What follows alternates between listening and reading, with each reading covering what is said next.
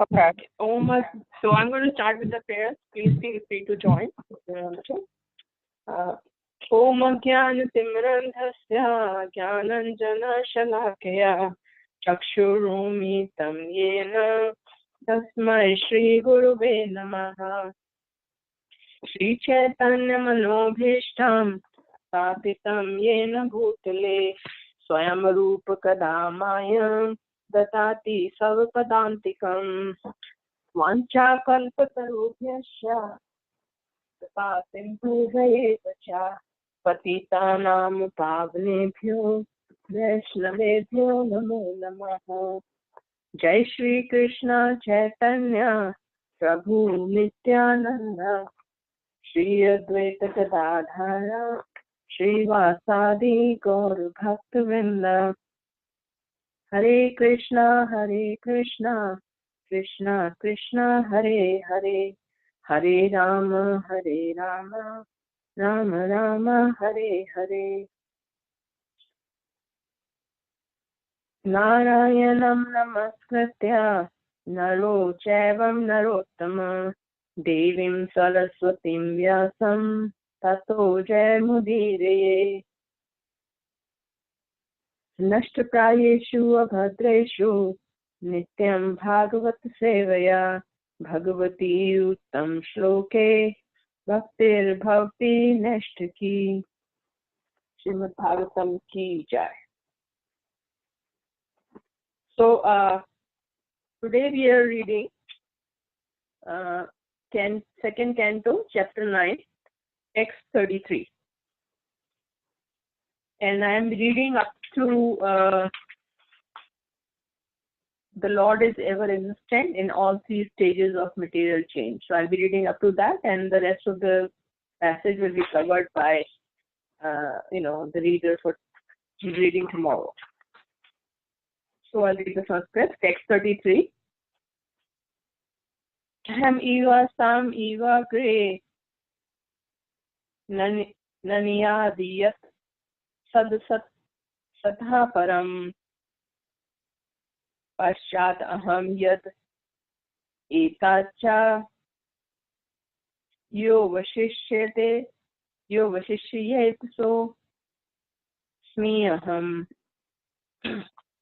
Translation: Brahma, it is I, the personality of Godhead, who was existing before the creation, when there was nothing but myself. Nor was there the material nature, the cause of this creation.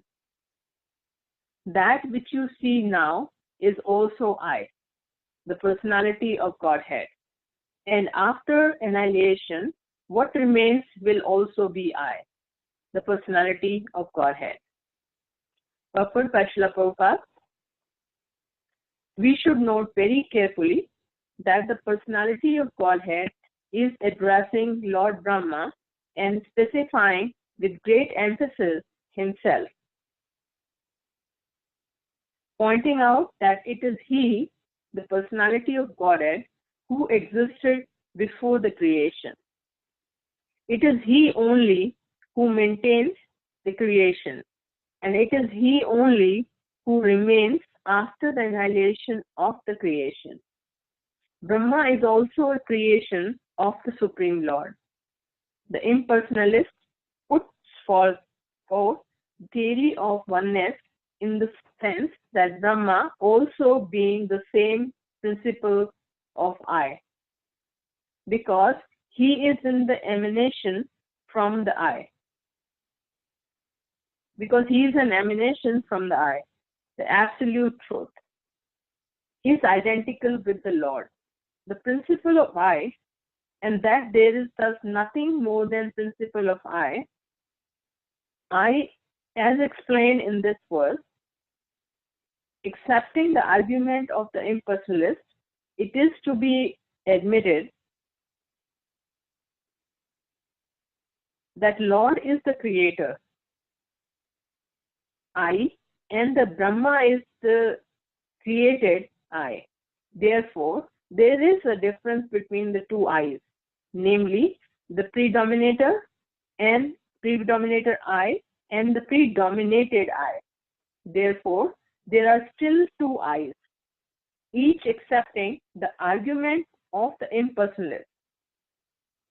But we must note carefully that these two I's are accepted in the Vedic literature, Kathopanishad, in the sense of quality. The Kathopanishad says, Nityo Nityanam Chetanas Chetananam Eko Bahunam Yo Vidhadati Kamanam. The creator I and the created I are both accepted in the Vedas as qualitatively one because both of them are Nityas and Chetanas. But the singular I is the creator I, and the created I's are of plural nature, plural number, because there are many I's like Brahma and those generated by Brahma. It is a simple truth.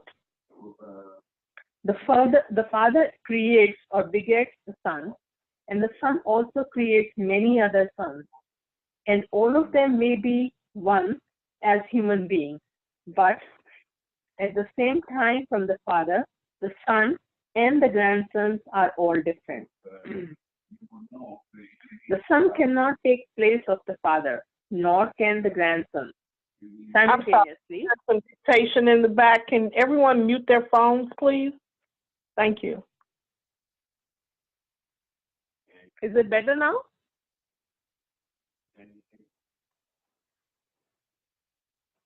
Haribol, is it better? Yes. Okay. I'm going to close the door too so that it is not disturbing anybody. 1 second.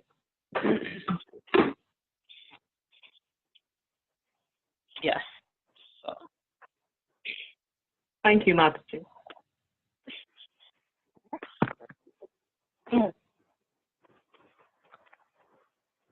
Okay. Hope there's no other disturbances.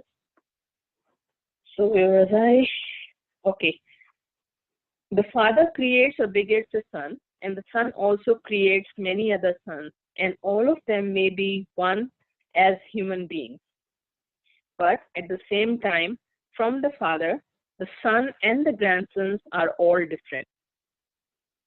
The Son cannot take place of the Father, nor can the grandsons. Similarly, simultaneously, the Father, the Son, and the grandson are one and different also. As human beings, they are one, but as relatives, they are different. Therefore, the relatives of the Creator and the created, or the predominator and the predominated, have been differentiated in the Vedas by saying that the predominator I is the feeder of the predominated I's, and thus there is a vast difference between the two principles of I. In another feature of this verse, no one can deny the personalities of both the Lord and the Brahma. Therefore, in the ultimate issue, both the predominator and the predominated are persons. This conclusion refutes the confusion of the impersonalist that in the ultimate issue, everything is impersonal. This impersonal feature, stressed by the less intelligent impersonalist school, is refuted by pointing out that the predominator I is the absolute truth and that he is a person. The predominated I, Brahma, is also a person, but he is not the absolute. For realization of oneself in spiritual psychology, it may be convenient to assure oneself to be the same principle as the absolute truth.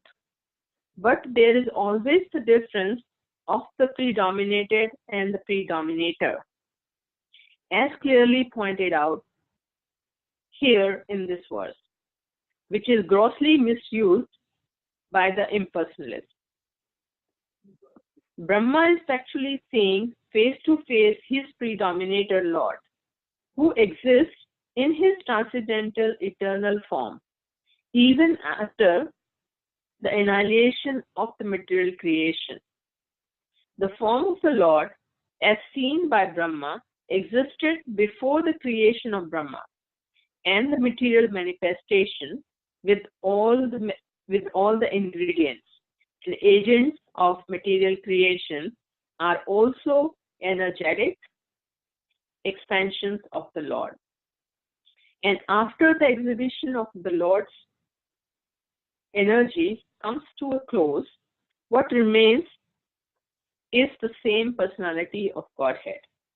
Therefore, the form of the Lord exists in all circumstances of creation, maintenance, and annihilation. The Vedic hymn confirms that this fact in the statement, Vasudevo va idam agra asinna brahmana cha shankara eko narayana asinna brahma nisana, etc. There before the creation there was none except Vasudeva. There was neither Brahma nor Shankara. Only Narayana was there and no one else. Neither Brahma nor Ishana, neither Brahma or Ishana. Sripad Shankaracharya also confirms in his comment on Bhagavad Gita that the Narayana, or the personality of Godhead, is transcendental to all creation, but that the whole creation is a product of avakyata. Therefore, the difference between the creator and the creator is always there, although both the creator and created are of the same quality. The other feature of the statement is that the supreme truth is Bhagavan, or the personality of Godhead. The personality of Godhead and his kingdom have already been explained. The kingdom of God is not void, as conceived by the impersonalists. The Vaikuntha planets are full of transcendental variegatedness, including the four-handed residents of those planets, with great opulence of wealth and prosperity. And there are even aeroplanes and other amenities required for high-grade personalities. Therefore, the personality of Godhead exists before the creation, and he exists with all transcendental variegatedness in the Vaikuntha Lokas.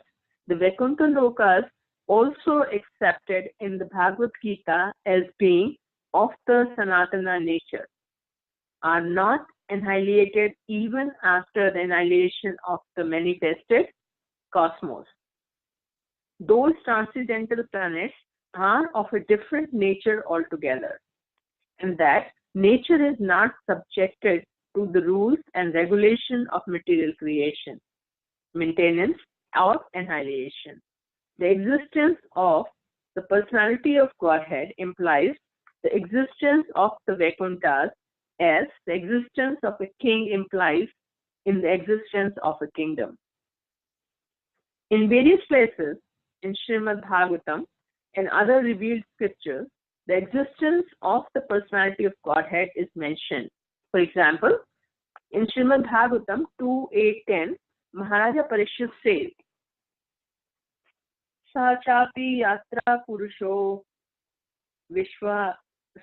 vishvasthiti udbhavapeyah muktavatma mayam mayesha sete sarva Guhashya.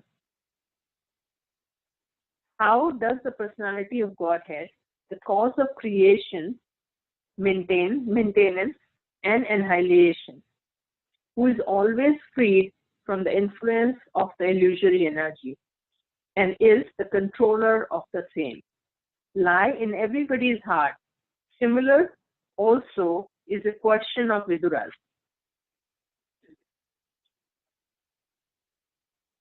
Tatmanam Bhagavan Tesham Pratida Prati Shankar Maha Tatre Mamam Ka Upashiran Ka Yusvid Anushriyate. Sridhar Swami explained, this is Bhagavatam 3.737. Sridhar Swami explains this in his notes. During the annihilation of the creation, who serves the Lord lying on the sheshas, etc. This means that the transcendental Lord, with all his name, fame, quality, and paraphernalia, exists eternally. The same confirmation is also in the Kasi Kanda of the Skanda Purana in connection with Dhruva Charita. It is said there, Na chayavante api yad bhakta mahatyama yama pralayapadi ato tochiyuto khile loke sa eka sarvago vyaya. Even the devotees of the personality of the Godhead are not annihilated during the period of the entire annihilation of the material world, not to speak of the Lord himself. The Lord is ever existent in all three stages of material change. So I have to stop here. This is a portion which was assigned to me by Mataji. So I'll try to do the explanation or whatever the Prabhupada said is, elaborate a little bit and paraphrase. This verse is actually very, very highly philosophical. And these verses, starting from text 33 to 36, these are the four verses, the four texts, which actually are summarizing the entire Bhagavatam. And these are also called Chaturshloki. Chaturshloki means these are four shlokas which are initially, it has been said in the commentary I was reading from, Jiva Goswami, that these are these four verses which was actually said by Lord Krishna to the Brahma. Everything else is like elaboration of the devotees and everybody else. So I'm going to start with explaining what are the main points Prabhupada is trying to explain here in this verse. So the very important point which Prabhupada actually emphasized here is that even although the Lord, and he is the Lord of Vaikuntha, he is also called Bhagwan, and it is the original source of everything. So Bhagwan is the original source of everything. And important point about this is that he is a person. Even though he is, transcendental, he was never born, but he is a person, which is emphasized very, emphatically here by Srila Prabhupada. And also in the shloka it says, because in the shloka if you read, there the three times the ahem word is being repeated. In the first line, in the third line, and in the fourth line. Ahem means I. And I is been addressing the personality of the Godhead. So personality of the Godhead, which is Bhagavan, which is the Lord of Vaikuntha, is emphasizing, saying that it's I. And if you say anything, if you say 3 times, that means it is a confirmation. It is like, solidifying and says that for sure it is going to be whatever is being said 3 times. So And also it is like, a common sense that when we say I, that means the person who is saying I is a person. I is not going to come from any object or any, thing which doesn't have a life, or which is void, or which is totally, formless.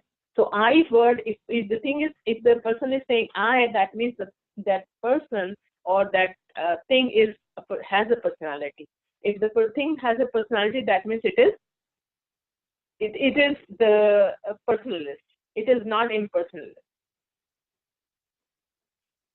And also this whole thing, the whole, the purport of it is also being actually been stated in Chaitanya Charitamrita by Chaitanya Mahaprabhu when he was in Varanasi, and he was addressing Sanatana Goswami and also addressing the sannyasis over there. So I'm going to, after I finish this, I'm going to be reading a little portion from there, what Chaitanya Mahaprabhu is explaining to Sraddha Goswami and the sannyasis of Varanasi about the Lord of Vaikuntha, or the Bhagavan, or Lord Shri Krishna. And this is really important that we have to be very carefully note here that the personality of the Godhead is now addressing the Lord Brahma, and specifying with great emphasis, and emphasis is himself, pointing out that it is he, the personality of the Godhead, who existed before the creation, and it is he only who maintains the creation, and it is he only who remains after annihilation of the creation.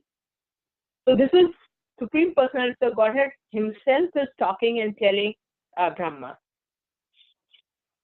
Okay, so another important point here is that the Lord here, when we say the Lord existed, because he is unborn, he is avyakta, and he's been there before the creation, even before the Brahma born, and he said that he's going to be there when the creation is, Brahma is creating the whole cosmic manifestation, and he'll be there after everything is annihilated.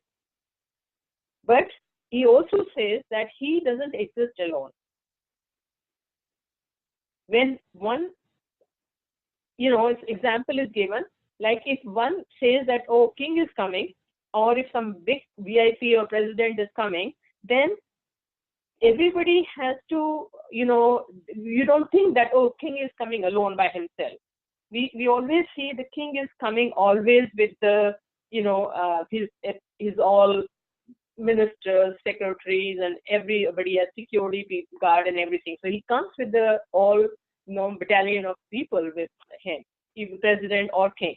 Same way when the Krishna is there, when we say that Krishna is existed before and after, that means with him existed the Vaikuntha planet also. So same thing which we're saying about a God, we can also say that all these Vaikuntha planets, along with all the devotees who live there eternally, were also existed before the creation, and also existed during when the whole cosmic manifestation unfolds, and will remain after the annihilation of all that material world. So we say not only Krishna, not only Supreme Personality of the Godhead, but also all the devotees, Vaikuntha planet, also has the same unborn nature. Now here,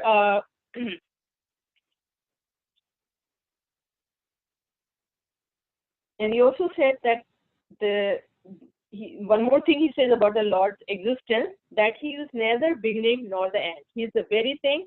He is everything, and therefore has not equal. And also, if you remember, we read in Bhagavad Gita, and Krishna actually tells Arjuna that there was never a time when you didn't exist, I didn't exist, or this whole creation, all these people, they didn't exist. Only thing is that you don't remember, but I remember everything. So this has also been said in or established in Bhagavad Gita as well. Now, there's a great elaboration of the same verse, which is given here in Srimad Bhagavatam, is also being actually stated by Krishna Kaviraj Goswami in Chaitanya Charitamrita, in his Madhya Leela, chapter 25, and starting from verse 110 to 15. So what he did, Krishna Kaviraj, the same verse which is 33 here, he expanded into 6 different verses. I'm going to read just a translation of those so that it is actually, because here the wording is really a little bit not very, what do you mean by, not very clear, but here when you expand them, it makes the understanding a little bit clear and easy. At least it was for me. So I'm going to read that. This is Chaitanya Charitamrita, Madhya Leela, chapter 25, verses 110 to 15. Before the creation of the cosmic manifestation, the Lord said, I existed, and the total material energy, material nature, and the living entities all existed in me. After creating the cosmic manifestation, I entered into it. Whatever you see in the cosmic manifestation is but an extension of my energy. When the whole universe dissolves, I remain full in myself, and everything that was manifested is again preserved in me. Prior to the cosmic manifestation, only I exist, and no phenomena exist, either gross, subtle, or perimodal. After creation, only I exist in everything, and after annihilation, only I remain eternally. In the verse beginning, Aham Eva, the word Aham is expressed 3 times. In the beginning, there are the words Aham Eva. In the second line, there are also the word Vishat Aham. At the end are the words So Smi Aham. This Aham indicates the Supreme Person. By the repetition of the Aham, the transcendental personality, who is complete with 6 opulence, is confirmed. Impersonalists do not accept the personal feature of the Supreme Personality of the Godhead.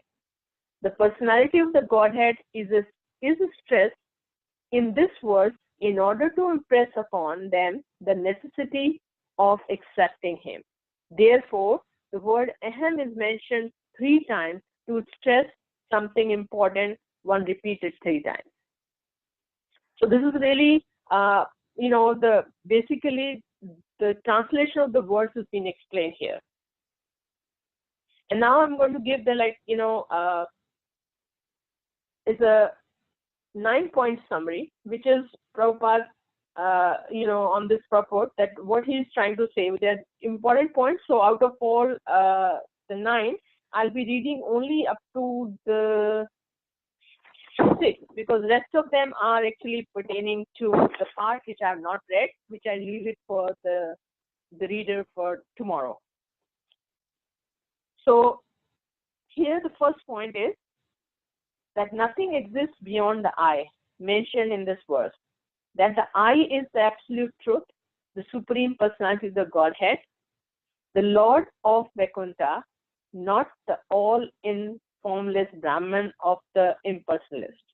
It's been written here, the impersonalist, many times, and also the Brahman, because I want to explain a little bit here that Brahman is the impersonalist conception of the God, because that is actually the Brahma Jyoti, and also the external energy of, energy of the Lord, which is impersonal.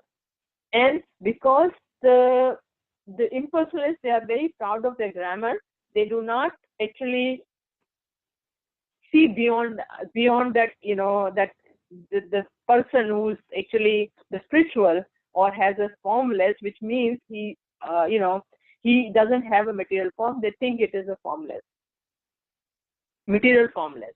So to defeat them, or to establish his formness or personal, his nature as a personalist, he actually emphasizing this 3 times. The second point he mentions here is, yet a second I exist as an individual soul, non-different from the Lord, who are one in quality and with the Creator, yet are created. Both are individuals. The difference between these I's is their quantity, not their quality. That is, one is predominator and I, and the other is predominated I. Both the I's, the predominator and the predominated, are persons. Brahma is seeing the predominator I, the Lord face to face. That predominator is the source of all, and he exists before, during, and after the material creation. So here another the point which is being mentioned here is that it is all like Brahma, and what is the difference between Brahma and the personality of the Godhead, Lord Shri Krishna? The only difference is Brahma also has the same qualities as the Krishna. But what is different? The quantity, how much qualities the Brahma has, that is different from the Krishna. It's like a difference between the gold mine and the little piece of a gold. So the Krishna is like a mine of gold, which has all these opulences, all these qualities, whereas all these living entities or the jivas are a little like, kind of a little tiny bit of a gold. Same thing is Brahma, because he is a Brahma, he is actually the creator and he is the super soul and he is the super devotee. So Krishna probably chosen him because he has the qualities, little bit, a quantity of his qualities, little bit more than what ordinary jivas. Not a little more, much more than the jivas, but definitely less than the Krishna. So it's not that if you are saying everything is I, or if the impersonal is saying that if all the jivas have the same qualities as the Krishna, so they become the Lord. And they're trying to say that if your Atma is doing the lot of your soul can become a super soul. So they're trying to kind of negate or make soul as equal to the super soul, which is not so, and which has been contradicted here in the second point. The third point Srila Prabhupada makes is that the Lord is a person and he exists eternally and transcendentally as the original source of the creation. And he quotes, and he's been quoting like from the Shastra, three different verses he's been quoting from Bhagavatam 3.7.37, which says, I'm going to say what it says, is 3.7.37 says that after the dissolution of the material manifestation, the Lord and his kingdom beyond the causal relation do not disappear, nor do the inhabitants of the Lord associate. The associates of the Lord are far more numerous than the living entities who have forgotten the Lord due to material association. The impersonalist explanation of the word aham in the 4 verses of the original Bhagavatam is refuted here. The Lord and his eternal associates remain after dissolution. So Vidura's inquiry about such person is a clear indication of the existence of all the paraphernalia of the Lord. This is also confirmed in Kashi Kanda as quoted by both Jiva Goswami and Srila Vishwanath Chakravarti, who follows in the footsteps of Srila Sridhar Swami. So this is what been confirmed in further in Bhagavatam 3.7.37, that is chapter 3, Canto 3, chapter 7 and verse 37. And also he given the quotes from the Skanda Purana, and he also given the quote from the Bhagavatam 2.8.10. Maharaja Parikshit says. So all these things, inquiry has been made from time to time by different devotees to ask about these inquiries. So Parikshit Maharaj asked Sukdev Goswami, and also Vidura has inquired from Uddhava, and Uddhava has got this information from the Lord Krishna when he was about to leave this material world. And also here in this same verse, as we are reading, that Lord Brahma is received the same instructions or the same information from Lord Krishna himself. So the next point, the fourth point is that along with the Lord, the spiritual world, the eternal Vaikuntha planet exist in transcendental variegateness. That means they not only Lord, the entire spiritual world, all the Vaikuntha planets, along with the devotees, they exist forever, same as the Lord. The fifth point Prabhupada makes, he says there is the eternal existence of the personality of Godhead. He further says that personality of the Godhead not only exists, but he's been existing in the beginning of the creation, in the before the creation has been started. It exists during the maintenance, also exists after the annihilation of the entire cosmic manifestation. Sixth point he makes is that the Lord exists personally, but works through his energies, just as a king lives and acts through his government. His energies, even though the king may not be seen in every government office, he is nevertheless the source of all government power. So Lord is a person. He exists personally, but all his work, all that work which you see around here, like beautiful trees, all his creation, he works through his external energy. And also he's employed Brahma to create the living entities, or create whole cosmic manifestation for the benefit of the jivas or the conditioned soul who wanted to enjoy independent of Krishna. These are the main 6 points which we have, the portion from which I have read. And I would also like to read a little portion from Chaitanya Charitamrita, which is one Adi Leela, and which actually is exactly the same thing which we are reading right here, but slightly different wording, so that makes a little bit more sense. Because this is totally, this whole, the verse is very highly philosophical, and the language which is used is also not very, user-friendly. At least for me, I had to read 3 times, 4 times to actually make sense of what is being written here or what is being explained here. So I'm going to read this part which made sense to me, and which actually made it made clear to me what exactly, Prabhupada is explaining here. So I'm going to read for you guys too. This is Adi Leela, Chaitanya Charitamrita, Adi Leela, the Spiritual Masters, and it is chapter 1, verse 53. So it's the same verse, exactly the same verse, and I'm going to read the purport by Srila Prabhupada. Ahem means I. Therefore, the speaker who is saying ahem, I, must have his own personality.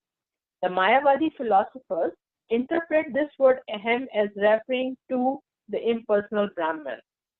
The Mayavadis are proud of their grammatical knowledge, but any person who has actual knowledge of the grammar can understand that ahem means I, and that I refers to a personality. Therefore, the personality of Godhead, speaking to Brahma, uses ahem while describing his own transcendental form. Ahem has a specific meaning. It is not a vague term that can be whimsically interpreted. Ahem, when spoken by Krishna, refers to the Supreme Personality of the Godhead and nothing else. Before the creation and after its dissolution, only the Supreme Personality of the Godhead and his associates exist. There is no existence of the material element. This is confirmed in the Vedic literature.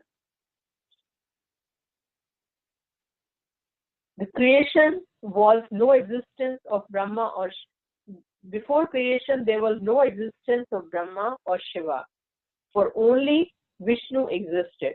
Vishnu existed in his abode, the Vaikunthas. There are innumerable Vaikuntha planets in the spiritual sky, and on each one of them, Vishnu resides with his associates and his paraphernalia. It is also confirmed in Bhagavad Gita that although the creation is periodically dissolved, there is another abode which is never dissolved. The word creation refers to the material creation because in the spiritual world, everything exists eternally and there is no creation or dissolution. The word indicates herein that before the material creation, he existed in fullness with all transcendental opulences, including all strength, all wealth, all beauty, all knowledge, all fame, and all renunciation. If one thinks of a king, he automatically thinks of his secretaries, ministers, military commanders, palaces, and so on. Such a king has opulences. One can simply try to imagine the opulences of the Supreme Personality of the Godhead. When the Lord says Aham, therefore, it is to be understood that he exists with full potency, including all opulences. So there's a lot of repetition here, but it's good because it makes more sense to understand this. And it's really very important, very sweet verse which we really need to understand before we read further in Srimad Bhagavatam. So another thing about the word Yat refers to Brahman, the impersonal effulgence of the Lord.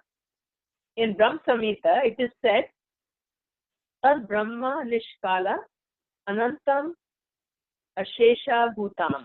The Brahman effulgence expands unlimitedly, just as the sun is localized planet with the sunshine expanding unlimitedly from that source. So, the absolute truth is the Supreme Personality of Godhead with his effulgence of energy, Brahman, expanding unlimitedly. From that Brahman energy, the creation appears, just as the cloud appears in sunshine. From the cloud comes the rain, and from the rain comes the vegetation, and from the vegetation comes fruit and flowers, which are the basis of subsistence for many other forms of life. Similarly, the effulgent bodily luster of the Supreme Lord is the cause of the creation of infinite universes. The Brahman effulgence is the impersonal, but the cause of that energy is the Supreme Personality of the Godhead. From him, in his abode, the Vaikuntha, his Brahma Jyoti emanates. He is never impersonal. Since impersonalists cannot understand the source of Brahman energy, they mistakenly choose to think this impersonal Brahman the ultimate or absolute goal. But as stated in the Upanishad, one has to penetrate the impersonal effulgence to see the face of the Lord. If he desires to reach the source of sunshine, he has to travel through the sunshine to reach the sun and then meet the predominating deity there. The absolute truth is the Supreme Person, Bhagwan, as Srimad Bhagavatam explains. Sat means effect, Asat means cause. The Param refers to the ultimate truth, which is transcendental to cause and effect. The cause of the creation is called the Mahatattva, or the total material energy, and its effect is the creation itself. But neither cause nor effect exist in the beginning. They emanated from the Supreme Personality of Godhead, as did the energy of time. It is stated in Vedanta Sutra, the source of birth of cosmic manifestation, or Mahatattva, is the personality of Godhead. This is confirmed throughout the Bhagavatam and the Bhagavad Gita. In Bhagavad Gita 10.8, the Lord says, Aham sarvasya prabhavaya. I am the fountainhead of all emanation. The material cosmos, being temporary, is sometimes manifest and sometimes unmanifest, but its energy emanates from the Supreme Absolute Lord. Before the creation, there was neither cause nor effect, but the Supreme Personality of the Godhead existed with his full opulence and energy. The word Paschat, Aham, indicates that the Lord existed after the dissolution of the cosmic manifestation. When the material world is dissolved, the Lord still exists, personally in the Vakuntas. During the creation, the Lord also exists as He is in the Vakuntas. He also exists as a super soul within the material universes. This is confirmed in the Brahma Samhita, Goloka Eva Nivasati. Although He is perfectly and eternally present in Goloka Vrindavan in Vaikuntha, He is nevertheless all-pervading. The all-pervading feature of the Lord is called the Super Soul. In Bhagavad Gita it is said, the cosmic manifestation is a display of energy of the Supreme Lord. The material elements, earth, water, fire, air, ether, mind, intelligence, and false ego display the inferior energy of the Lord, and the living entities are His superior energy. Since energy of the Lord is not different from Him, in fact, everything that exists is Krishna in His impersonal feature. Sunshine, sunlight, heat are not different from the sun, and yet simultaneously they are distinct energies of the sun. Similarly, the cosmic manifestation and the living entities are energies of the Lord. They are considered to be simultaneously one and different from Him. Therefore, the Lord says, I am everything, because everything is His energy and therefore non-different from Him.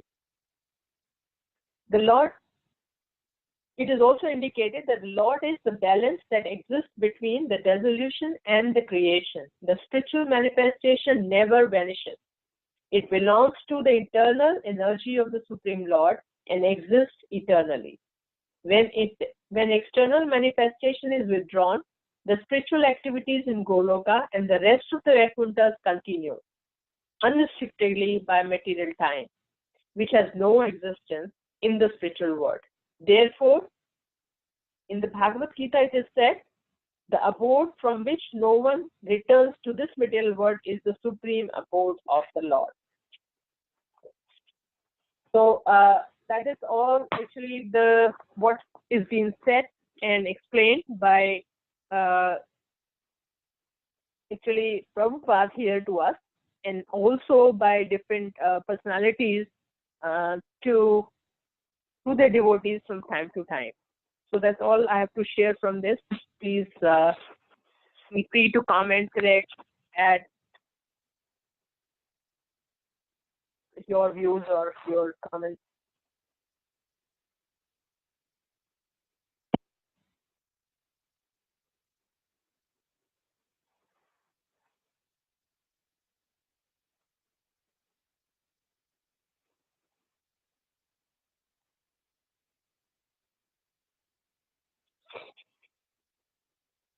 Hare Krishna.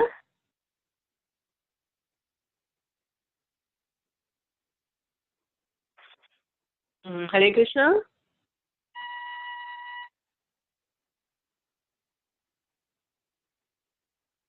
Anyone there? Hare Krishna. This is Linda. Hare Krishna. Hare Krishna. Is it cold in Chicago? Mataji, I can hear you very well. I cannot because it's kind of very slow. Can you speak a little bit louder, please? Is it very cold in Chicago? Yes, it's not very, very cold, but it's cold, Mataji. Oh, I know. Yeah. I know. I don't know. Where is everybody? You think? I don't know.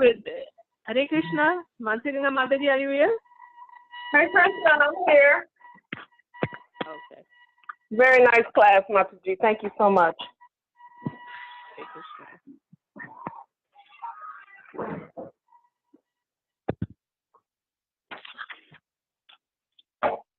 Thank you, Mataji, also for your very nice class and all the references. Yeah, a lot to learn there. Thank you. Hare Krishna. Yeah, for me, Mataji, it was pretty self-explanatory. It's not really much to comment on. Krishna is telling us the truth. So there's nothing to elaborate on.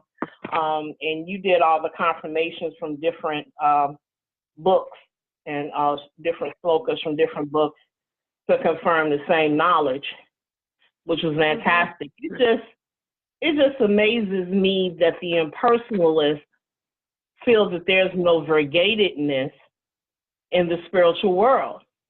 All the variety that's here in the material world, why wouldn't there be variety in the material world? I don't understand, how they view this impersonalism, that God has no form, that he's not a person, that there's no variety in the spiritual world. That just amazes me when we have form, we have variegatedness here in the material world. Why would we have something that God doesn't have? I just don't understand their point of view, So, yes, but impersonalists, Mataji, they don't think the God is a person. They don't. That's what I'm saying. Yeah. That's what I'm saying. How is it that you're a person and you think God is not a person? You have a form. You think God doesn't have a form? That just doesn't make sense to me. They also think that they say that the Aham Brahmas too. They think themselves to be, they say if we do the lot of, austerity and other, become pure, then they'll become a Lord. So that's another conception of theirs. Yes, but that once again, that doesn't make sense. How are you going to become the Lord? You have form. God is formless. You believe God is formless. So how is a person that has form going to become God? I mean, their logic just doesn't make sense to me.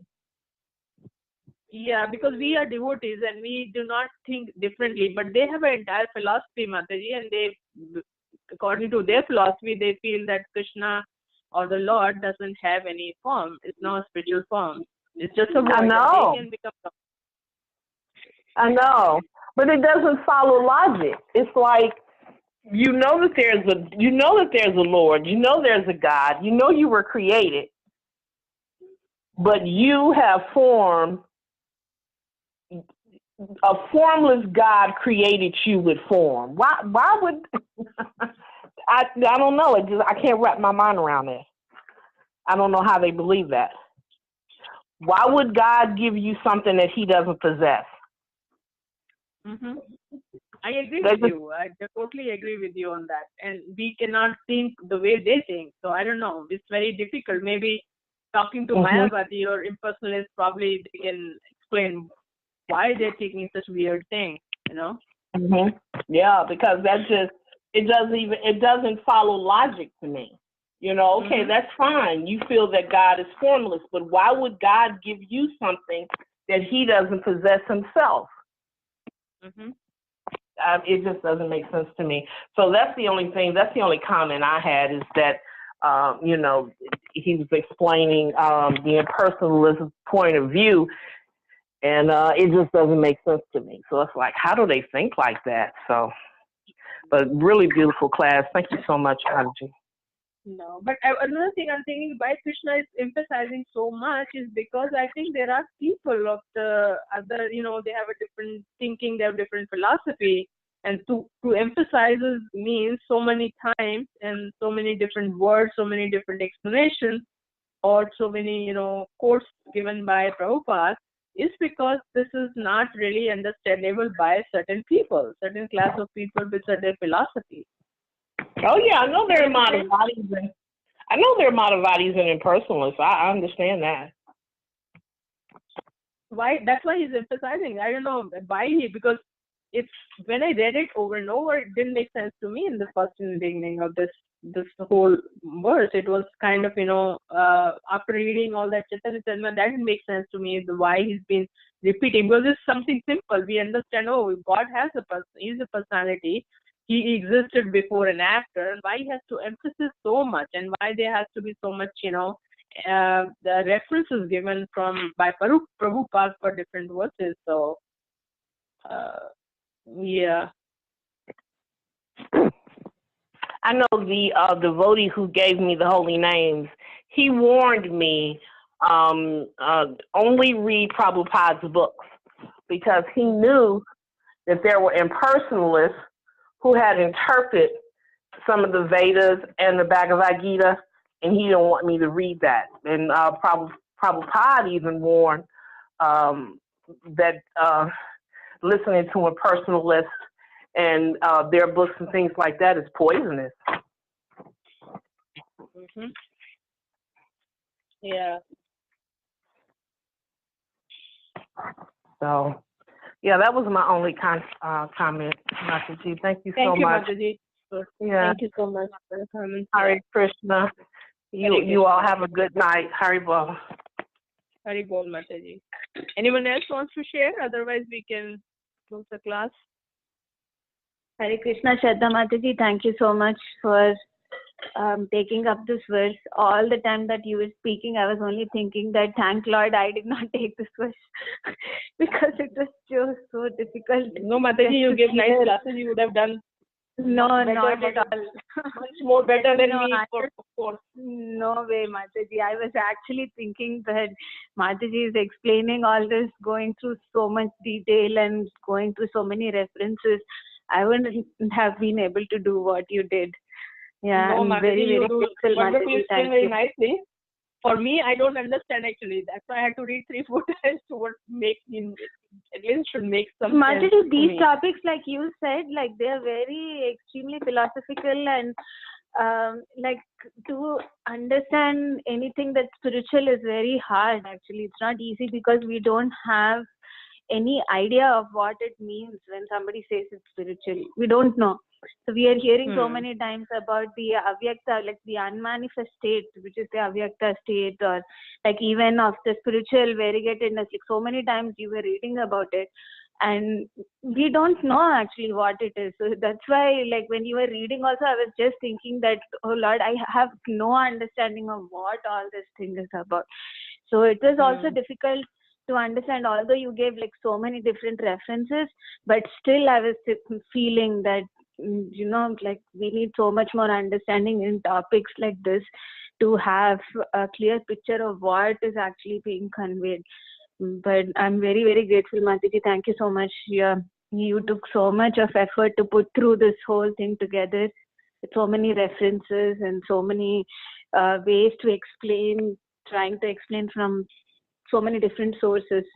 So that was really nice. Thank you so much, Mataji. Thank you, Mataji. Thank you to Prabhupada and you. others. Yeah. Gurujan Prabhu, who try to make it a little bit easy for us, but still I was thinking about, you know, saying and knowing is it easy, but realizing, you know, visualizing is very, very hard. It's extremely hard. Right. Yeah. Okay. Not easy. Thank you, Mataji. Mataji, thank you. Thank you. Hare Krishna. Hare Krishna. Hare Krishna, Mataji. Okay, if nobody else has to say anything, we can, you know, stop our class here. We can start tomorrow again. Okay, Srila Prabhupada ki jai, Srimad Bhagavatam ki jai. Jai.